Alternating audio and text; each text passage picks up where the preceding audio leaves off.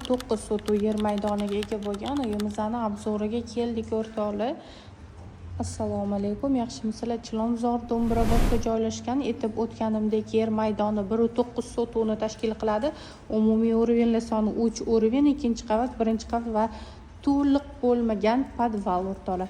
Ko'rib turganingizdek, biz уже hovli qismidamiz. Bitta mashina uchun joy bor, undan tashqari ko'chasida ham bitta mashina uchun joy mavjud. O'rtada ko'rib turganingizdek zeleniy zona qilingan. Bu yoqda bo'lsa oppoqqina fasad, podvalga tushib ketish, bu yoqda asosiy kirishimiz mavjud. Hozir sizlarga ichkarini obzorini qilib beraman endi. O'rtoqlar, ichkariga ham kirib oldik. Ko'rib turganingizdek, biz kattagina hovli qismidamiz. Bu yoqga bemalol televizor, divanni qo'yib, zona o'tib qilib olsanglar bo'ladi. Mana bu yoq tarafdan kirib keldik biz. Bundan tashqari yana mashaqa kichkinagina hovli ham mavjud. Shunaqa garderobni shkafga qilib qo'yishgan. Chap qo'ldan boshlaydigan bo'lsam, oshxona o'zini mebel va texnikalari bilan birgalikda qisman. Ikkinchi qavatga chiqish va podvalga tushishimiz. Podvalimizda to'liq bo'lmagan podval, video davomida ko'rib o'tsanglar bo'ladi.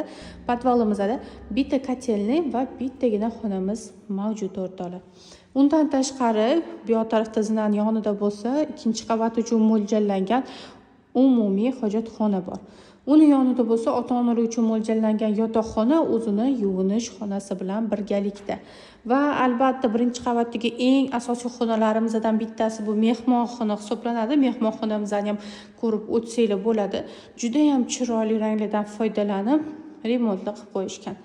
Endi sizlar bilan ikkinchi qavatga chiqib obzorimizni qolganini davom ettiramiz. Ikkinchi qavatga ham chiqib oldik azizlar. Ikkinchi qavatda umumiy hisobda 3 ta yotoqxona, 2 ta yuvinish xonasi mavjud.